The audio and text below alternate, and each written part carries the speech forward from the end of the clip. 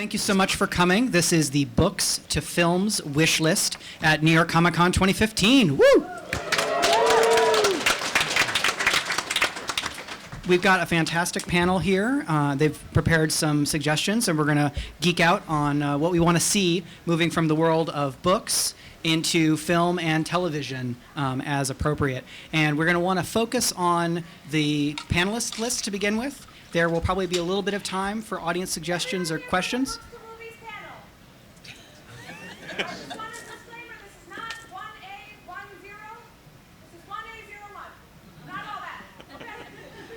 Thank you.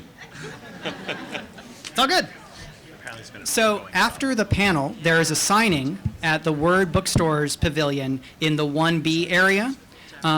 You can follow us over there. I'm going to try and lead people, but it's just out and to the left. You go into the main signing area, and then you're going to look to your right, and Word has a big green sign. There is a wonderful red sign there, and if you can follow that sign, it will also take you to the autographing. That's from 5:15 to 6:15. Fantastic. And we're going to hold questions toward the end. So if you have a question, I'll try and note you, and then as we get to the later part of the hour, we'll come back around to those. And those will be questions, unless I'm specifically inviting you to give comments, okay? It'll go way better if we do it that way. So our panelists are going to introduce themselves and make sure that you know about their newest and exciting works that you want to check out. And we're going to start on the far end with Clay and Susan Griffith. Thank you. Hi, good afternoon. My name is Clay. What are you doing? You trying to take it away from me? Yes. All right. My name is Clay Griffith. I'm part of the Clay and Susan Griffith writing team, at least for now. Oh, no, it's not. We are the authors of the Vampire Empire series from Pyre Books, the fourth and new restart of which comes out next month, called The Geomancer. It's good for people who read the first three. It's good for people who didn't read the first three. We're also the authors of the Crown and Key trilogy from Del Rey, which came out Thank you. which came out this past summer. And now I have nothing to say because he said all of it. I'm Susan. I'm the other half of Clay and Susan Griffith. The new books are out. The Geomancer comes out in November, and the Crown and Key is out as we speak. Hi, my name is Chuck Wendig. I have written too many things, and I should stop. In fact, if this is my intervention, thank you. I am the author of comics and games and film and television properties, and also a bunch of books, including the Miriam Black series, which is a trilogy presently, but there's 3 more books coming. My 2 most recent releases are Zeros, in which a group of hackers goes up against an NSA artificial intelligence, and a little self-published independent release called Star Wars Aftermath.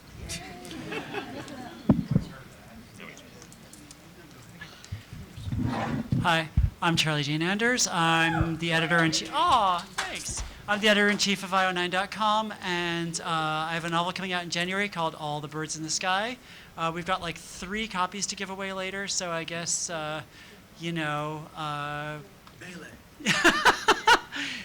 guess if whoever asks a really awesome question, can get a copy, and I'll be at the autographing. My name is Christopher Golden, and like Chuck, I've written far too much stuff. Most recently, a novel called Tin Men, which is a military science fiction thriller. Thank you, sir. And that was out in June.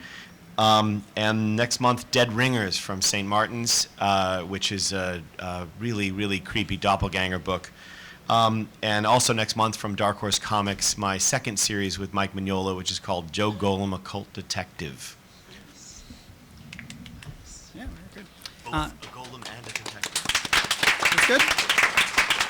I'm your moderator. I'm Michael R. Underwood. I'm a novelist and podcaster. I have a series where fandom is magic, literally. The first book is called Geekomancy, and then a new series starting in November called Genrenauts with interdimensional story fixers. And we'd like to start with, on the far right, with Christopher. And what we're going to do is they're each going to give like 1 or 2 items off their wish list, and then we'll have discussion if anybody else has read the book, and we'll get a little bit lively there. And then we'll kind of go down the line and get through people's lists and geek out. All right, Chris? All right, so I have a long list, but the the number one thing that made me go, I can't believe that this has never happened, is Elric. I need to see a giant, expensive, not shitty CGI version of Elric, and that was the first thing that came. I have a long list. So Elric was huge, and do I have to explain what Elric meant? You should. Just All right, so why? I guess that's the question, right? Why Elric? So Michael Moorcock's series Elric is part of his gigantic Eternal Champion saga, and the reason I love Elric so much is because he has a sword that drinks souls, and I know that other people have done that, but my favorite thing about it, and this is probably where I get my horror roots, is that when he draws his sword, it has to have blood. And if he doesn't kill somebody else with it, basically he ends up killing one of his buddies. Like, hey, you're my best friend. Oh, you're dead now. But it's also got this amazing weight and sadness and doom feeling to it. And I need to see that. And I don't know. I mean, I think the Game of Thrones model would be amazing for all of the Eternal Champion Michael Moorcock stuff. And then flipping gears a little bit, I don't know if anybody in the room has read it, but if you haven't, you should have. One of the craziest things ever written anywhere is Joe Lansdale's novel, The Drive-In. And The Drive-In is about an all-night horror show at a 6-screen drive-in in East Texas, and a comet goes by, and the whole drive-in complex is surrounded by a black wall of goo. And if you touch it, you'll get basically disintegrated. And everybody, all you have is soda and popcorn and candy until that runs out, and then eat each other, and then the popcorn king shows up and regurgitates weird popcorn with eyeballs in it, and it's amazing. It's amazing. The subtitle of The Drive-In is a B movie with blood and popcorn, and I want to see that movie so bad. Well, and doesn't that come from his pop? He gets nightmares and weird dreams from eating popcorn, right? Isn't that kind of part of the origins of drive-in? That's just so weird. Yeah, the author gets, like, when he eats popcorn and then goes to sleep, he has, like, trippy, hallucinogenic nightmares, and that is the drive-in. Yeah, so, I mean, first of all, for me, I think a lot of the best book adaptations are happening on TV now, so I kind of took this as, like, TV or film, and I would love to see either a TV series or a movie of Kushiel's Dart, the Kushiel series by Jacqueline Carey. It would probably have to be on HBO or Showtime, or it would be a very R-rated movie. For those who haven't read it, you should run out and read it now. It's basically an alternate universe where Jesus had a son, and his son became Jesus, sort of, but he preached kind of love and permissiveness instead of, and it's a very different version of Christianity, and it's set in an alternate France where basically sex workers are revered and admired and looked up to, and there's lots of BDSM, and the main character is kind of a super masochist who is also a super spy because she can use her super masochism for spying.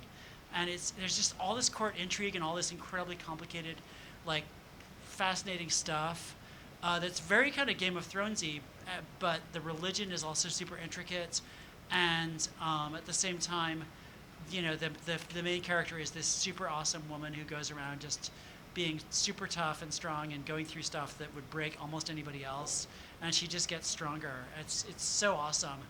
The other thing I want to put in a plug for really quickly is the Takeshi Kovacs books by Richard K. Morgan. They start with Altered Carbon, and it's like one of those kind of post-scarcity futures almost, where you can get a new body, you can just download your consciousness and get a new body, but it's mostly rich people who do that, and poor people end up actually selling their bodies to have rich people rent them out and walk around in them. And it's this super dark, noir, twisted kind of detective story set in this, like, high-tech future where everything is kind of dystopian, but, like, very, very believable. And that would also be an amazing TV show or a great series of films. This is such a hard question, right? Because when you finish reading a book, you instantly, like, well, good, now where's my movie? Like, I don't know why, we just feel that. And it's weird because on the other side, as a writer, you sometimes get this thing where you're project is not validated until it has become like a film or a TV. They're like, well, I can't wait for the TV show. I don't care what you wrote, stupid writer man. But it's just a hard question. So the list is infinite, but I'll give you 2 books to start. Daniel Jose Older's Shadow Shaper. It's a young adult, sort of localized Brooklyn mythology based on sort of evolving graffiti that changes, and it's got this kind of ghost vibe and sort of an ancestral vibe. Incredibly visual, because young adult has such a great simplicity to it and such a great hook, and Daniel's writing is very visual. So that sort of simple elegance paired with the visual side of his book will tell a really great, I think, film. And the weird thing for me is novels don't translate well to film generally because they're too long. Short stories, novellas do pretty well with film, and then novels do well with TV shows. But because young adult, it's kind of a pared down, it's pretty lean. And he's got a lot of great characters in there through her family. And I would love to see that on screen. Second book, this is a book that's like meta, it's almost a meta-narrative for this sort of thing. Paul Tremblay's Head Full of Ghosts. If you take The Exorcist, right, and assume that he writes a novel written in the universe, our world, where The Exorcist existed, both as a book and the film adaptation of it. And all the exorcism lore that we've built up over pop culture exists. And now take a family who's going through the economic crisis, roughly of 2008. Father loses his job, and they've got this house, and they don't know if they're going to lose the job. And they've got 2 daughters, and the one daughter begins exhibiting traits of being possessed. And so they then, to make money, hire a reality, not hire, but accept a contract from a reality show to film her exorcism. And it apes the beats of the popular exorcist media we have. So it would have a great framing in terms of how you filmed it as either a film, or probably a film instead of a TV show. And then the question, of course, is she really possessed at all? Or is she doing this to manipulate people? What's the end game here? And there's a lot of interesting little twists at the end. But I think because you have that meta-narrative of it plays off of the exorcisms that we've seen in pop culture already, and it's filmed through the lens of a reality TV show, and they have those cutaway moments of like what the characters, aka the people in the show, are saying. It would be a really cool framing mechanism for a film. I come more from the old school sci-fi and the old school pulp and paranormal stuff. So my big thing was the Temeraire series. I'm so ready for that by Naomi Novak. And I know they're going to do Uprooted first, probably, because that's getting a lot more buzz suddenly. And I know that Temeraire is actually in developers' hell right now, and we're waiting for it. But I am ready to see, Richard Sharp on dragons in the Napoleonic Wars in the worst way, because basically that's what that is. It's a short version of it. But to have, instead of fighting on ships in the air, they are fighting on dragons, and you're moving up and down and firing on other dragons, and each dragon has a special power. But the best thing is that the relationship between the dragon and the rider, the relationship between Temeraire and Lawrence is a phenomenal relationship. You get to, the whole dragon is, she speaks, she's obsessed with collecting gems and gold, and they constantly have to, she's wearing jewelry, but it sounds kind of weird, but it's actually in a great relationship and just friendship. And the whole wars aspect is just phenomenal. To see that on screen would be incredible. The other one is Louis Bujold, Louis McMaster Bujold, the Miles Vortigern series. I would love to see that. We're missing science fiction in the worst way on screen. Star Wars is going to bring it back, and we're seeing bits and pieces by like Jupiter Ascending. I want to see that epic political storyline with Miles and everybody just, with the whole thing from the start to the finish. Oh, and go for it. All right, thank you. Mine go back a ways, because I go back a ways. Like Chuck was saying, with YA now being simpler, some older novels tend to be less layered and less and less difficult, but they're fun. And these were books that I read when I was young, and they got me into science fiction, fantasy, and I think film versions could do the same thing for a new generation. One is the Harry Harrison Stainless Steel Rat. Oh yeah. Those things are freaking awesome. Harrison's great in general. Anything Harrison wrote was fantastic. But Stainless Steel Rat, you pick an actor with a little twinkle in his eye and a little character, you could run that thing into the ground. It'd be fantastic. And the other is Andre Norton.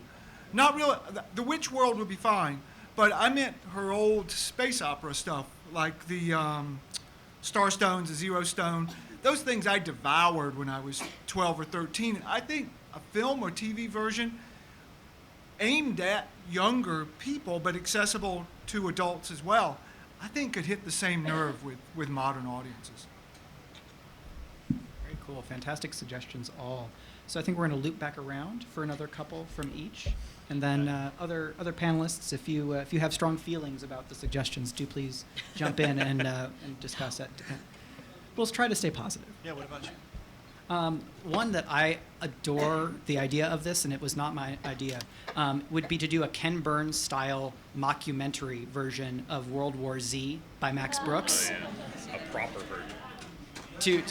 To do a full-on oral history, because my background is as a folklorist. So I went to Max's signing when he came to my college, and told him my background. It's like, you're amazing, and this was wonderful, and you got there first. So the copy I have of his was, haha, I got here first. I think that would be amazing to see. Like, that mockumentary style can be really overdone, but it's one that I think would fit it perfectly. That'd be great. I have just too many. I think we all have too many. But we see basically everything Stephen King does. Everybody thinks everything Stephen King does is made into a film or a television series. Sometimes the television series in particular are pretty terrible. And I know The Dark Tower is coming, but the one I really want, and this is maybe because the age I was when I read it and how passionate I feel about it, is I want The Talisman desperately. I want those characters, I want those experiences, I want to see because it has a really dramatic, great emotional core at its center, in addition to all the adventure and wild imagery, and so I just would love to see that. Garth Nix's Sabriel, what a phenomenal story about. It's a weird fantasy world. It's got great trips into the afterlife and dead things moving around, and a unique necromancy sort of rules. And even better, it's got a great female lead. So I'd love to see that as a film or TV. And I'm going to cheat and add one more. I'll allow it. I desperately want a film of Dan Simmons' novel, The Terror. I don't know if any of you have read The Terror, but visually, it's basically about and of course my brain is fried. It's Saturday afternoon. It's like a Shackleton expedition in the Arctic when the ship gets frozen in ice and they're basically going to be trapped there potentially forever. And there's a giant invisible ice monster thing that's hunting and killing the people on the ship. And the amazing thing about it is that the history and the sort of maritime reality of the age is so beautifully rendered that everything that happens feels real. It's so convincing, and well done. I can imagine that would be, forget Everest. Let's see something with monsters in it. So I'm going to put in a couple of unconventional plugs. First of all, one recent book that just blew me away was The First 15 Lives of Harry August by, I think Claire North is the pseudonym she wrote it under. And it's, who's read it? Show of hands. It's a really, really great book. It's a really fun, weird book. It's a concept that a few different people did in different ways around the same time. It's basically this guy who, every time he dies, he starts his life over again at the same time and place. Like, he just basically replays his life over and over again. And he can make changes, but every time he dies, the slate's wiped clean, and he's just born again back in like the 1920s, I guess. He lives through World War II every single time. And there are other people who have the same thing, and some of them are trying to like change history every time a little bit more so that they can get the future that they want. and they can also kill each other permanently if they know about each other. It's a really interesting, weird thriller that plays around with a lot of interesting ideas about war and technology and the kind of flow of history. And it's got a lot of really interesting stuff in it. There's a really interesting relationship at the heart of it. But I think it would make an amazing movie or a fantastic miniseries. And The First 15 Lives of Harry August by Claire North. And, and I'm going to just go with another really unconventional pick because I wish it was cheating. I was looking at, we've done a bunch of these books should be filmed lists on IO9. So I was like, I'm just going to look at those. And one that I wrote a few years ago, this is super out of left field, but Hoboken Chicken Emergency by Daniel Manis Pinkwater, or pretty much anything by Daniel Manis Pinkwater. Has anybody ever read that guy? Was it? Hoboken Chicken Emergency was made into a film and I have not seen it? That's insane. It's like a giant mutant chicken attacks Hoboken, New Jersey. It's amazing.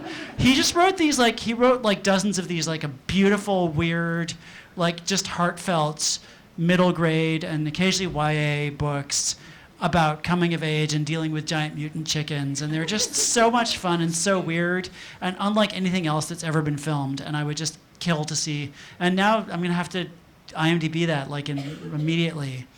Because if that exists, I need to see it. One author I feel who doesn't really get enough attention in this space is Chuck Wendig. He should have all of his books made into movies. Call me. No. Lauren Bukas's The Shining Girls. That is such a crotch kick of a book, in the best way possible. Time-traveling serial killer, okay. Hunts down girls and women of some significance and cuts them basically out of the timeline, check. A girl who survives that and then kind of possibly part of her significance is to go on to hopefully try to catch him, check. And her survival scene, I mean, I'm spoiling it, but obviously she's key to the book, so she's in it. The brutality with which Lauren writes these scenes is so gut-wrenchingly visceral, but so effective. So definitely check that one out. Going back to fantasy a little bit, Robin Hobb's Assassin, the Fitz, all of her trilogies. It starts off with Assassin's Apprentice, right? A boy who is a bastard gets taken in by the assassin master, effectively, of the castle and is raised to be sort of a secret assassin for his family that doesn't want him. And she has written, she wrote one trilogy that takes him through his journey. And then she wrote a second trilogy, which is about the boy has grown up now and he's a young man and he has a relationship with the court jester, the fool.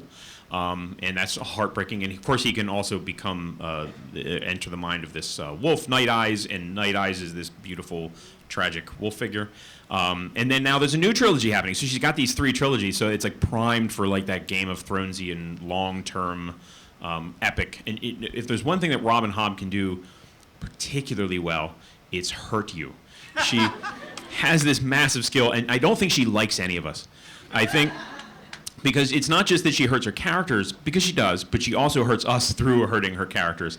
And it's a powerful, emotional, and she grasps character in this beautiful sort of lyrical way. And these just, normally when I open a page and I see just big paragraph after big paragraph, I start to tense up and wonder, oh no, I can't do this. I can't do this. But hers are just, you get lost in them. So to see that sort of richly rendered on screen would be awesome. Yeah, I like with that also, and Patricia McKillop, The Forgotten Beast of Eld, is another just great fantasy story that is they're quieter stories. They're not really big action fantasy stories, but you really get the sense of living in nature and living and seeing what creatures live in that world with you. And it's a much more subtler, very quiet thing, but you really can't get that back in 20 years ago. You couldn't get that grasp of those kind of creatures. To see them come to life on the big screen now and show the magic that exists in nature and in the world would be a great thing. She's just very subtle, and the stories are not big and dramatic with swords and anything, but they're just very quiet stories. And I like to see some of the imagination that she was able to put into some of those stories come to life on the big screen. Also, no different than Morlock, is the Drizzt series. by R.A. Salvatore. I'd like to see a drow, a dark elf come to life on the big screen and show what he can do with all his creatures, and you know, it'd be nice to see a fantasy and Lord of the Rings type of thing just continue, because we know what they can do with it now, and there's no reason why they shouldn't continue out and bring us more of these kind of stories. It's not just Tolkien, there's so much more out there. So I'd like to see some of that. I have, two more. Despite sort of a love-hate relationship with his books, it's hard not to mention Lovecraft and the Cthulhu. I know they keep playing around with Mountains of Madness, but a properly done Lovecraft could really be interesting. Big budget Cthulhu. A big budget Cthulhu. And the other one, this is different because it actually has been filmed, and God knows nobody is a bigger Ron Ely fan than I am. But Doc Savage, again, please, without Ron Ely, maybe. Is he dead? Is he in the room? I'm sorry. But so that, yeah. So on that note, are there some other remakes or re-remakes that people would like to see? Things that have been adapted, but you'd like to see either updated or done right, if you didn't like an earlier version. We'll do panelists first, if anyone has a note. I mean, the first thing that comes to mind, and they're supposed to do it, but the first thing that comes to mind for me is The Stand. Yeah. You know, I mean, Josh Boone is supposed to be directing it, and I trust in him, but I mean, that's definitely the big one for me. I mean, they've been trying to do Starship Troopers again for a few years, and you know, there's a lot to love about the Paul Verhoeven Starship Troopers, but there's also, if you love the book, there's a lot of stuff that they didn't really capture, and I think that a faithful Starship Troopers would be a super fascinating, dark, bleak look at war, and also have cool power suits and everything, and so you know. I think that would be awesome. Star Wars is dumb. Let's remake that. That was based on a pretty good book, wasn't it? No. I don't know. That's a hard question. Dexter, I think, is ripe for a reboot where the end wasn't a horrible car crash that everyone hated to watch and was sad about. They just drove that into a tree, that show. And it started good. It really did. So they could remake just the latter seasons. That would be fine. Just pretend retcon some of it. But that's the weird thing. Showtime does that a lot, actually. Their first and second, maybe sometimes third seasons are pretty good, and then everything starts to go wibbly wobbly on that. Oh, let's see. I was a big fan of The Shadow growing up, and as much as I like Alec Baldwin, not really. But I'd like to see that remade and done in a kick-ass and true homage to the period, to the characters, and just the whole thing. I mean, I grew up living next door to Walter Gibson, and he had stories to tell. He was the greatest man, greatest writer, very prolific, and I really like to see his work, done with a lot more. They did a good job. Don't get me wrong, but I would like to see that come to really have done well for him. Well, I had Doc Savage, so that one counts. Yeah, you're good. All right, I had a there you go. really excited suggestion here in the front, if you can keep it brief. Let's just do one, please. Probably the biggest one is remaking the movies of Percy Jackson series. The books are on par. They have potential to be the next Harry Potter. They just spawned the source material for movies. But I think remade as a TV series, each book a season, and directed by Joss Whedon. Everything should be directed by Joss Whedon. I actually think this might be a controversial opinion. I am not sure. I think the Harry Potter films should be remade. I feel like they were made almost as if as side projects to the books. Well, you read the books, I guess here's a movie now. And they felt like you had to have the book with you when you were reading it, because the movies just are sort of.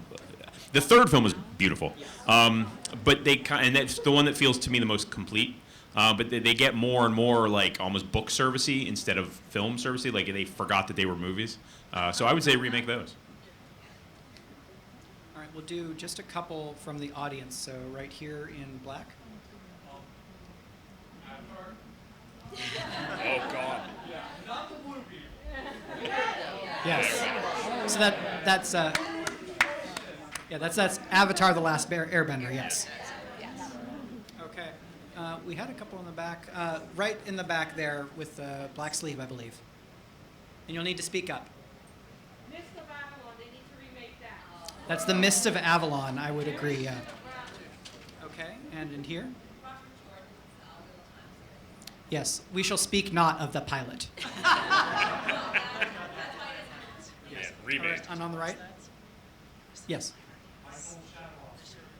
All right, so that's Mike Cole's Shadow Ops books. This is a military fantasy. The log line is X-Men meets Black Hawk Down, and I totally agree.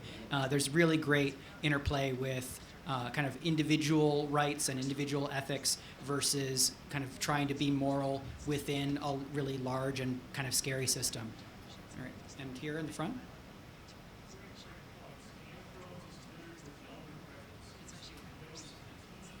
Yeah.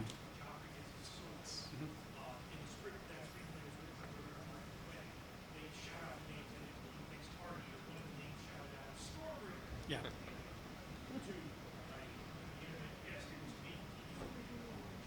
You have to find that out. Wow.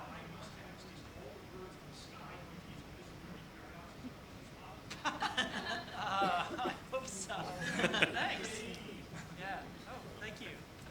Read the book. Yeah. Well, I'm going to look up the Hoboken Chicken Emergency Team to be like. Midnight showing of that. Okay.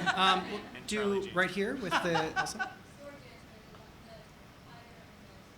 Sword Dancer, the Tiger and Dell series. Very cool, thank you. And we'll take one more red and toward the middle. Remake of John Dies at the End. Remake of John Dies at the End. Okay. So, I have Yeah. just a twist I wanted to throw in here, and a twist, and I have to say that rather than ask for a movie to be made, I'd like to start us all having a conversation about not making a sequel to Blade Runner. agreed. Also, if we could stop the endless reboots of Spider-Man, because they, like, every 17 minutes, they're like, whoa, hey, how did Spider-Man happen, you guys? Or at least if you're doing it, do Miles Morales. Right. Yeah. Agreed. I just wanted to throw a thing out there in general, which is I wanted to say this earlier and I didn't get to it, but just in general, I'd like to see more big, crazy space opera movies, and I would love to see the culture, Ian M. Banks's books turned into movies. I'd love to see Alastair Reynolds's crazy giant space operas turned into movies. There's like dozens of amazing space opera books, like Ringworld, too. Like, you know, there's so much great like mega space action on books that I think we finally have the technology to do justice to. And instead of getting something like Prometheus, we could get something original with that level of VFX mastery, but with a story behind it that comes from one of these great books. And I think there's just so much great material out there that could be mined for a movie. Or television. I mean, television's FX budget is up. Yeah, The Expanse looks amazing. And it's, yeah. It's like it's gonna just rock. Does anybody else on the panel have some space opera wish list that we haven't gotten to yet? I have an oddball one. Jeff Carver's Dragon in the Stars, which is basically space pilots whose ships are actually, they just fly dragons. No, that's not right. They encounter dragons in like the folds. It's been a long time. Basically, in the folds in space, they encounter dragons who fly through space, and it's just beautiful. I think visually it would be amazing. So that's you said space. Anybody else on the panel? Oh, it's really All right, and then if there are space opera movie, book to movie wish list from the audience, I will take 3. In the middle, Rendezvous with Rama. Yeah. Toward the back, I had one. Yes. Hyperion, Dan Simmons. Yes. And on the left, we got one more.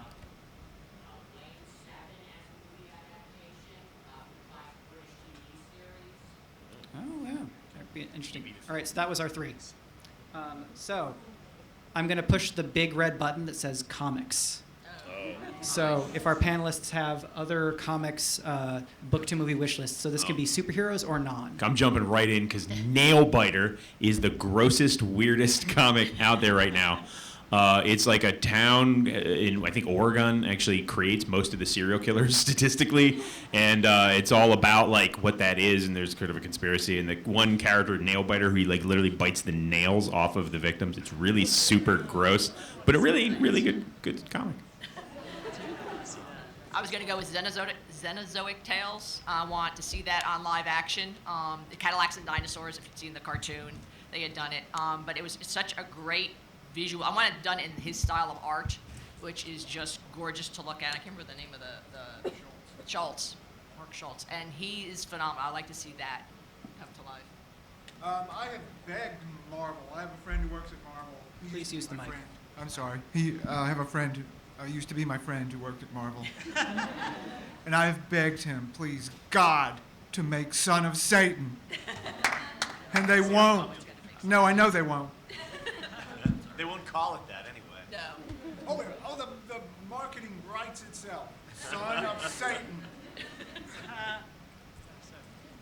Yeah, I mean, first and foremost, Saga. So talking about great frickin' space operas. Saga by Brian K. Vaughan and Fiona Staples. Just beautiful visuals, incredibly weird, but just so much heart. This great story about this couple and their baby, and like, it's endlessly awesome. Just that needs to be like 20 movies right now, like immediately.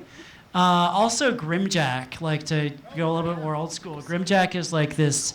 You know, that would be a great TV show. It's this city that's like the nexus of realities where there's parts of the city where science works, parts of the city where magic works. This guy's kind of like a detective / kind of mercenary who owns a really crappy bar where there's like a lizard that sits on the bar drinking gin. And like every fictional character ever hangs out in the bar. And it's just like, it's so funny and weird. And there's like demonic wars and stuff in the backstory. So it's really awesome. Saga. Saga and Grimjack. All right, so I just have three really quick. First, if you're not reading the comic by Charles Soule at Oni Press called Letter 44, what a terrific movie this would make. Basically, the new president takes office, and there's a letter on the desk in the Oval Office from the previous president telling him that not only have they discovered some kind of alien presence within the galaxy, but they seem to be building some kind of weapon. It's aimed at us, and he's already sent a mission out there to figure out what it is, and good luck, basically. And it's terrific.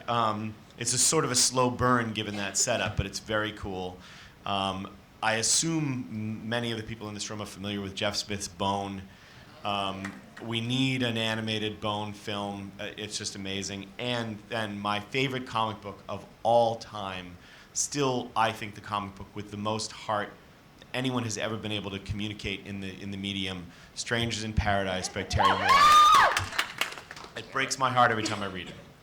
Actually, if I could also add anything by Kelly Sue DeConnick, it would be Yes. great. Pretty Deadly, which I don't even know how to describe that, other than cowboys and death and beautiful mythology. Bitch Planet. I mean, come on. One that I'm going to have to throw out because it's one of my all-time favorite comics is Planetary by Warren Ellis and John Cassidy.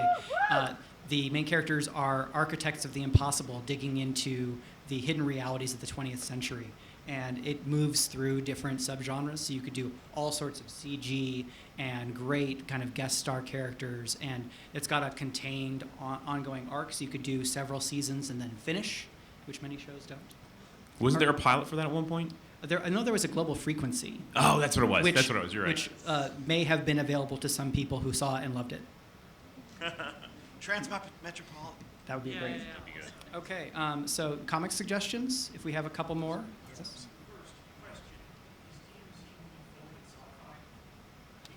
I have.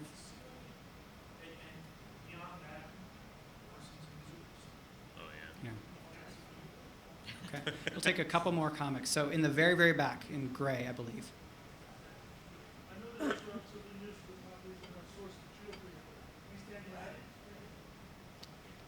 Can somebody in the middle repeat?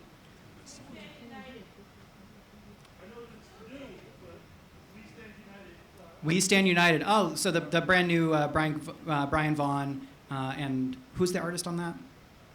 Anyway, it's a very cool series, yeah. Just a couple more. So first of all, yes, Ms. Marvel, Kamala Khan.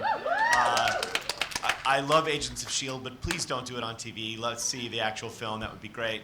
And then if anybody has read the Dark Horse comic series by Evan Dorkin and Jill Thompson, Beasts of Burden, which is about a bunch of neighborhood cats and dogs who investigate supernatural occurrences and protect the neighborhood. It is so great. And if you think about all the really terrible movies that have ever been made about cats and dogs who talk, this would be like an apology for all of those films. Okay. I'm going to pull it back to the panel real quick. Chuck, you mentioned kind of short fiction working really well for film. Are there other short stories that our panelists would love to see get the TV or film treatment? Anything by Ted Chiang. I mean, he's already getting one thing adapted, but it all needs to be adapted. Go ahead. I mean, do novellas count? For sure. Okay, so Elizabeth Hand's novella Illyria, one of my favorite pieces of fiction ever. And I don't know, this is all novellas for me. Joe Hill's novella Voluntary Committal. And then Tim Levin, and I have there's a winter element here today, a theme for me. Tim Levin wrote a novella called White, which is one of the most terrifying things I've ever read. And it was in development for a long time from Steven Susko, who did The Grudge, but it hasn't been made, and I highly recommend it. God, we were talking about the drive-in earlier, the Joe Lansdale stuff. First of all, Joe Lansdale's entire catalog of short fiction would be great, like Stitches in a Dead Man's Back and just some good stuff. But on that same sort of vein, as like a comet passes over and things get really weird, there's a great Robert McCammon short story called Something Passed By, and it's just sort of about a town and what happens to the town when it's like, and it's already past that point. It begins well past that event. So people like sitting on the porch sipping gasoline, and like there's like a monster struggles down the street and sinks into the road or something. It's just this really trippy sort of story. But I'd like to see something like that. And what we really need is, and I know the pilot didn't go on, but Joe Hill was shepherding Tales from the Dark Side reboot. So I think a lot of cool horror fiction needs that kind of platform on television. Yeah, I don't think I have anything offhand on short stories. Do you, Clay? Yes, yes. Good, go. Did I get the right name? I blanked completely on a very famous author, and I apologize. Patricia Highsmith, who you know from The Talented Mr. Ripley, wrote the creepiest, strangest short fiction ever. Go find her short fiction. In just a handful of words, she can do amazing things. The Ripley books are good too, but her short stuff is very, very strange, and much of it is very visual and could be adapted to screen. Also, Ken Liu's Paper Menagerie. I don't know. It's hard for me to. I mean, there's a nice visual component, but it's probably the story that I don't know if any other short story has really hurt me and affected me as much as that story. It's not very genre. I mean, there's just like a tiny glimmer, but it's like more of a magical realism thing. But it's a really powerful story, and I would love to see that. Yeah, I think you could do the like Paperman, like retro hand drawn for that really well. That'd be cool. Does anybody have stuff left on their list that we can get through? Okay, Christian, I know you had a big one. Yeah, I had a couple of other things still. Weird things that.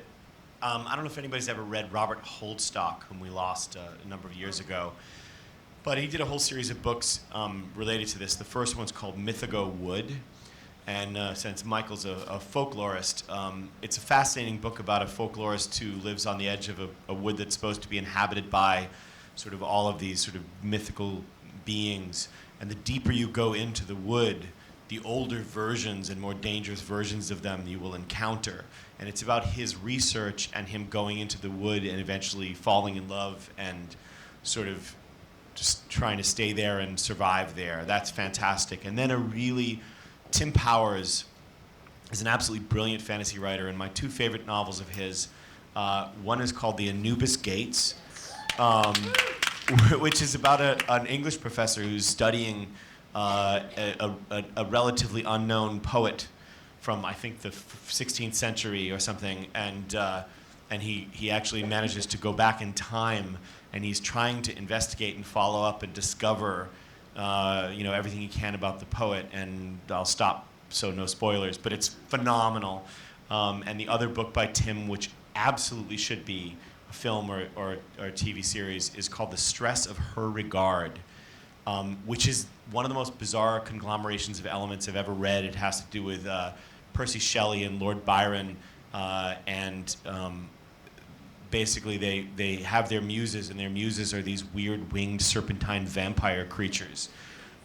It's great. All right, I think we will open the floor to questions. And remember, questions involve not making a long statement of your own, but asking for feedback and commentary from the panelists.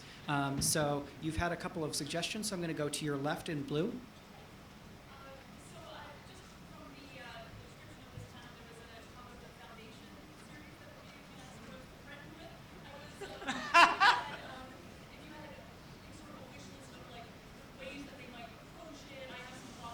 Okay. Okay. So for folks in the back, that was a question about the foundation, which is being adapted, if the panelists have thoughts about how that can or should be done. Clearly not. I'm forever grateful that Roland Emmerich did not get to make the Foundation series, which he was about to do a few years ago. And you seem bursting with thoughts, so if you can share a little bit of your thoughts there, that would be fine. Sorry. Continuing the same question.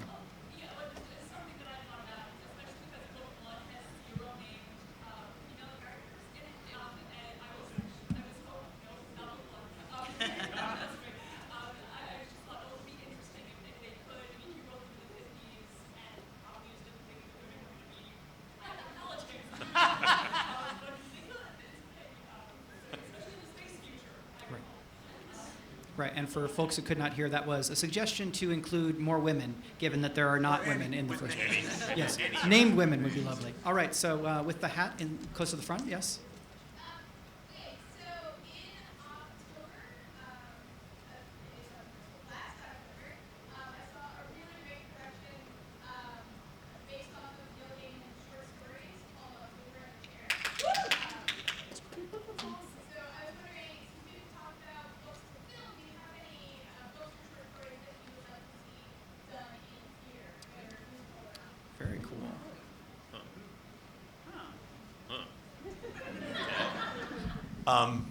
Actually, I talked about Joe Lansdale's The Drive-In earlier, and horror author Brian Keene and I are actually writing a musical adaptation of The Drive-In.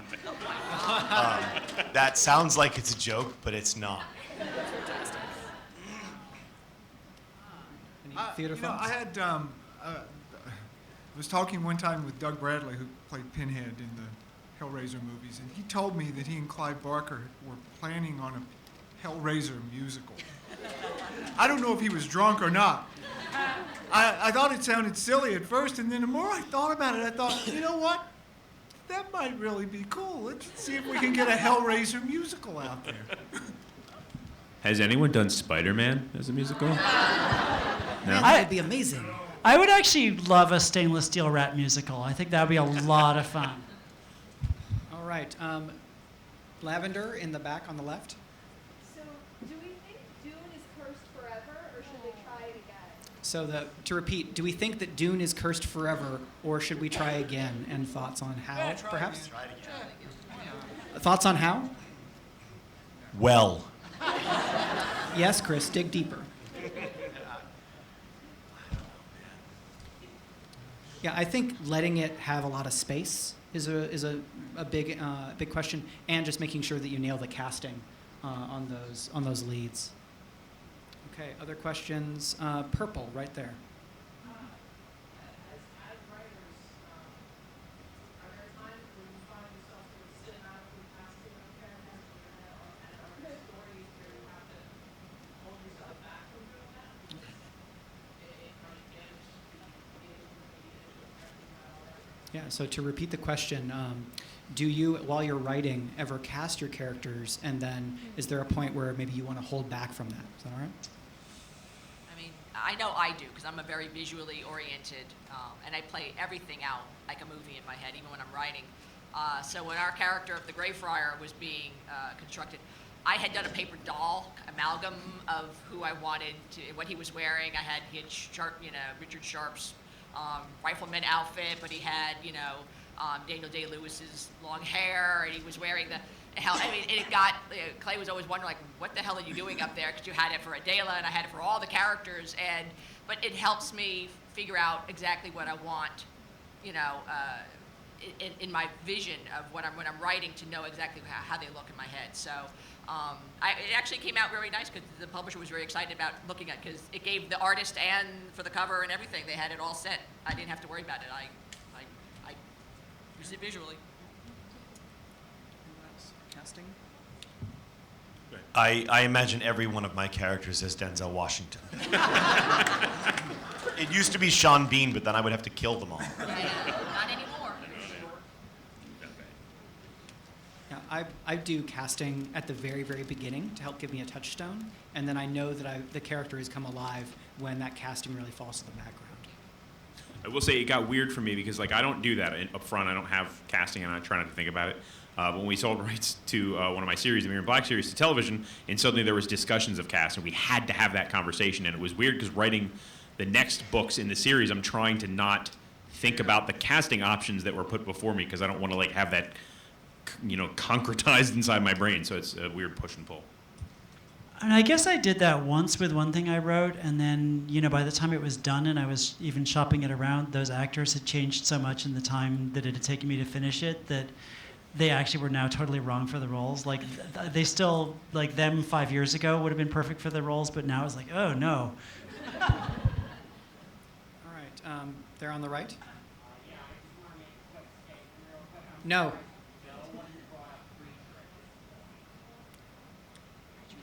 It's in progress, and please don't do a comment when I have asked for questions. Okay, actual questions? Yes, in the front.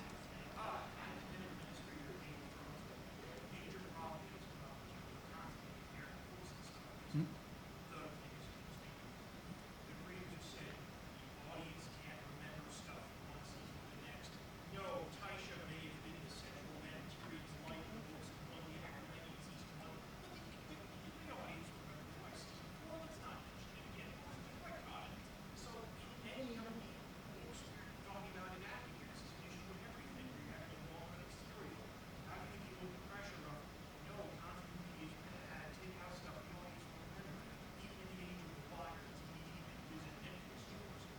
So in brief, it's how do you manage the expectations about what audience retention will be from book to book to book? I say you expect people to be smarter, because they are. And Hollywood dumbs It us doesn't down Get way smarter too much. TV executives and we'll be good. Yeah, it doesn't seem like Game of Thrones is suffering over much from people not being able to follow it. Yeah. Other questions? Yes, Rich? Haha. Tin Men, amazing. Tin Men's very visual. What kind of Saving Private Ryan meets how you Terminate? I don't even know how to. It's awesome. Tin Men, Christopher Golden. Well, then it's like we set this up, but the Mirroring Black stuff is already happening. But it is true that Zeros is a terrific book, and it needs to be made now, so that everybody can recognize that Chuck was there first. I'm a prophet.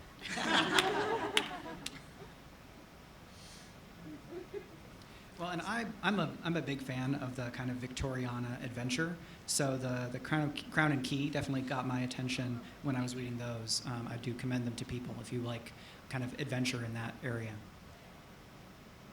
Okay. Other questions from the audience? We have a few.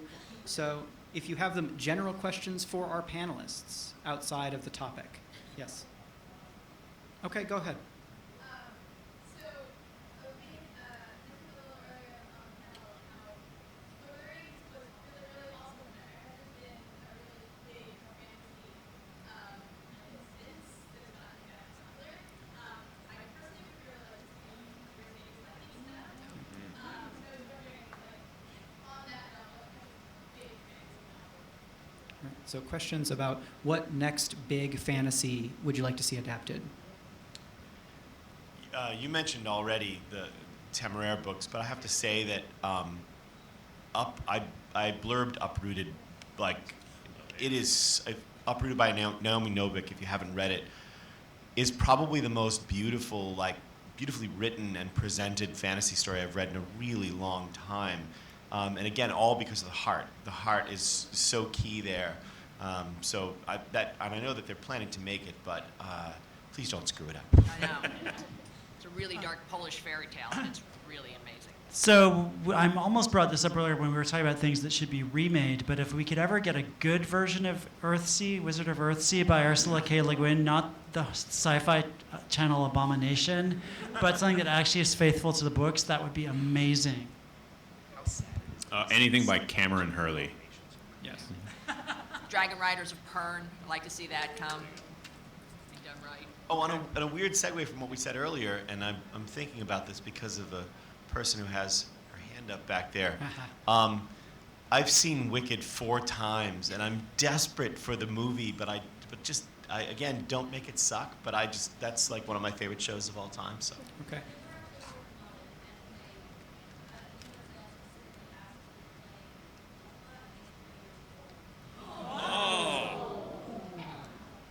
All right, so we can do, I think, 2 more if you haven't asked a question with the purple hair. Yes.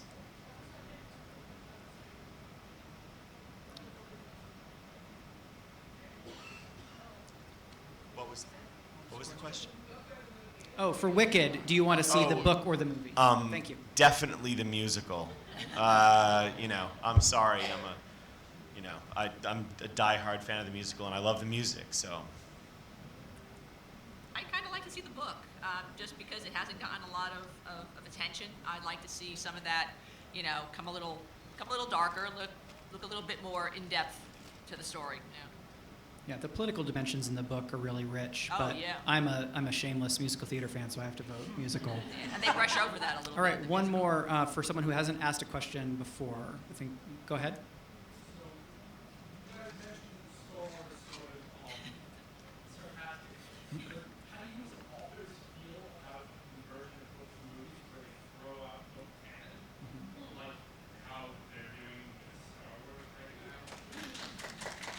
Okay, so thoughts on kind of continuity retcons and big continuities. Is that okay? Yeah. It's hard. It's hard because you know that it has to be done. It's Hollywood. It's no different than the True Blood series. We knew, it's not what we wanted. It's not the Suki books, but it is what Hollywood, had to do in order to make it approachable to what they thought with the audience that they were aiming at. So it has to be done at times. I don't think it should always be done, and I think there's ways that they can get around some of this stuff. I'm on the other side with Star Wars. I kind of want it to be a complete reboot. I don't want to know anything. I want that to stand as what it is. I don't want to see old Han Solo. I don't want to see, I don't want them to screw it up. If they could do it the right way, then yes, but I guess I don't have as much faith in Hollywood as I should. I personally killed the canon for Star Wars, so I do apologize about that. That was me. I have actually received that email. Like, really, that they told me that I did it, like, personally. I was like, I don't have that kind of power. If I did. No, it's tricky because I'm sympathetic toward people who feel like there's this massive, in terms of Star Wars especially, this massive continuity of books that have existed for a very long time and have told a wide variety of stories that sort of wind through various lineages and time periods in the Star Wars universe. Though they were never precisely canon in the strictest sense as viewed by Lucas or whomever. They existed and they were true in that historical sense. And Star Wars has the weird value of being almost a little bit Tolkien-esque in that it doesn't have branching continuities. It had something more like a history. And that history now they've said there's this giant, massive trunk full of books that's now not. And there's this other thing that's going to happen. And I think the best way you have to view that as a fan and as a reader and as a movie watcher and as all the things you want to absorb into Star Wars is, yay, more books. Like, I don't know, it's like when there's a great comic by Matt Groening called Life in Hell before he did The Simpsons. And there's a bully who comes over to, there's this one-eared rabbit named, I think, Bongo. And he goes over to the Bongo and he breaks all his crayons in half. And then Bongo stares at them at the end, and it's like just 9 panels of him staring at the broken crayons. And he's like, yay, now I have twice as many. So that's how you should look at it. Yeah. Very nice. That being Okay. said, I still want the Timothy Zahn or Yeah. the Empire. Hell you yeah. know, So version. we are out of time. Thank you all for being a fantastic audience. Here's a big round of applause for our panelists.